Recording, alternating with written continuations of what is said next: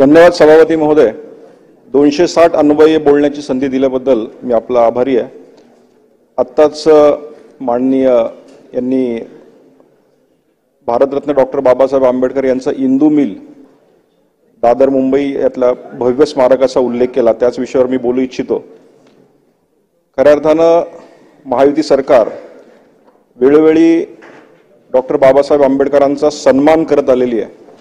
त्यामुळे डॉक्टर बाबासाहेब आंबेडकरांना भारतरत्न असेल, लंडन मधलं घर असेल, किंवा भारतामध्ये संविधान दिन साजरा करणं असेल, किंवा आंबेडकर जयंतीला संपूर्ण भारतभर सुट्टी देण्याचं काम असेल, ही सगळी जबाबदारीची कामं ही आमच्या सरकारनं केली याचा मला अभिमान आहे।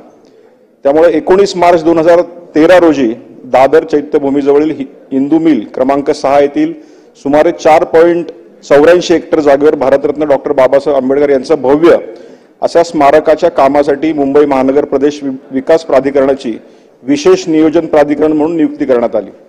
त्यानंतर 11 ऑक्टोबर 2015 रोजी माननीय पंतप्रधान श्री नरेंद्र मोदी यांच्या हस्ते भूमिपूजन समारंभ संपन्न झालेला आहे। आज त्या स्मारकाचं काम जवळजवळ 47% पूर्ण झालंय आणि आता या सरकारच्या काळामध्ये 2025 डिसेंबर पर्यंत जे टार्गेट आहे ते काम त्या ठिकाणी पूर्णत्वाकडे नेण्याचं काम त्या ठिकाणी होत आहे।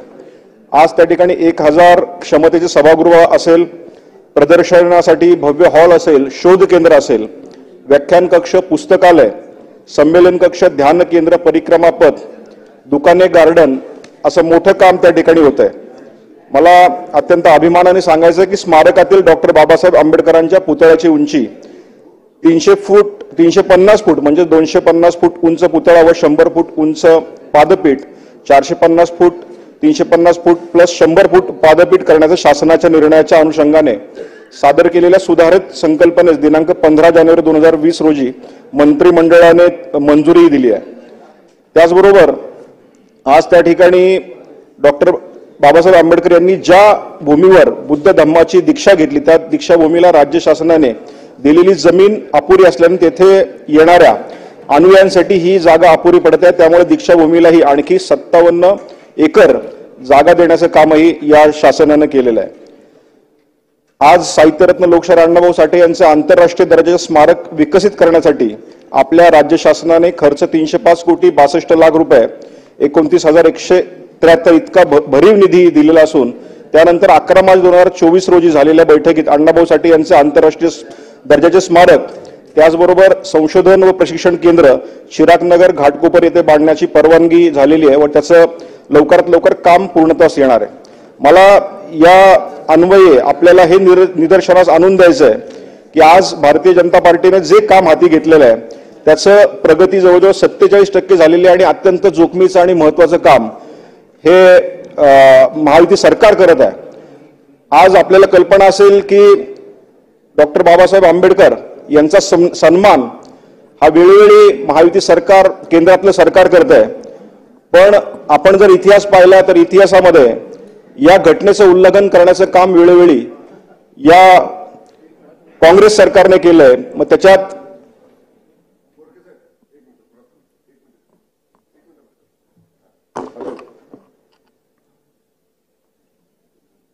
त्याच्यामध्ये NSC स्थापना झाली ती शॅडो प्राईम मिनिस्ट्री ज्यावेळेस सोनिया गांधी सरकारने केली ते घटनेचं उल्लंघन त्यांनी त्यावेळेस केलं होतं। किंवा भंडारा पोटनिवडणुकीमध्ये 1994 ला डॉक्टर बाबासाहेब आंबेडकर यांना पाडण्याचं कामही काँग्रेसने केलं होतं। हिंदू कोड बिल ज्यावेळेस डॉक्टर बाबासाहेब आंबेडकरांनी मांडलं त्यावेळेस त्याला विरोधी काँग्रेसने केला, त्याच्यावर माननीय आंबेडकरांनी मंत्रिपदाचा राजीनामा दिला होता। त्यामुळे त्यावेळेस माननीय बाबासाहेबांनी काँग्रेस व गांधींचा अस्पृश्यतेसाठी काय केलं हे पुस्तकही त्यांनी त्यावेळेस लिहिलं। 1967 ची आणीबाणी सर्वांना माहिती आहे। शासकीय यंत्रणेचा गैरवापर केला म्हणून इलाहाबाद कोर्टानं त्यावेळेस इंदिरा गांधींचे सगळे अधिकार काढले आणि ती आणीबाणी जाहीर त्यांना करावी लागली होती। अशा प्रकारचं संविधान विरोधी काम वेळोवेळी काँग्रेसने केलेलं आहे आणि मी पुन्हा एकदा सांगतो, महायुती सरकार असेल, केंद्रातलं सरकार असेल, भारतरत्न डॉक्टर बाबासाहेब आंबेडकर यांना सन्मान करण्याचं काम हे प्रतिष्ठेचं काम वेळोवेळी आमचं सरकार करत आहे। त्यामुळे मी या सरकारचं अभिनंदन करतोय, कारण भारतरत्न डॉक्टर बाबासाहेब आंबेडकर यांचं इंदू मिलचं जे काम आहे ते आता व्यवस्थितरित्या प्रगतीपथावर आहे. अत्यंत चांगल्या पद्धतीने काम त्या ठिकाणी चालू आहे असं माननीय मंत्री महोदयांनी सांगितलेलं आहे. त्यामुळे येणाऱ्या काळात हे काम अत्यंत चांगल्या पद्धतीने होईल, त्याबद्दल मी राज्य शासनाचे व्यक्तिशः व समाजाच्या वतीनं आभार व्यक्त करतो.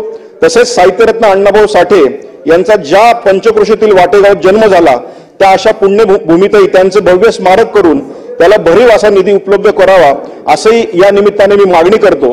सोबतच त्यांच्या कुटुंबियांना आर्थिक मदतीची गरज असून राज्य शासनाच्या वतीने त्यांना मदत करण्याचा विचार करण्यात यावा व जाता जाता गेल्या अनेक वर्षापासून मातंग समाजासह साहित्य प्रेमींचा प्रलंबित असलेली मागणी म्हणजे आमच्या साहित्यरत्न लोकशाहीर अण्णाभाऊ साठे यांना भारतरत्न देण्यात येऊन गौरवण्यात यावे अशी मागणी मी करतो. धन्यवाद.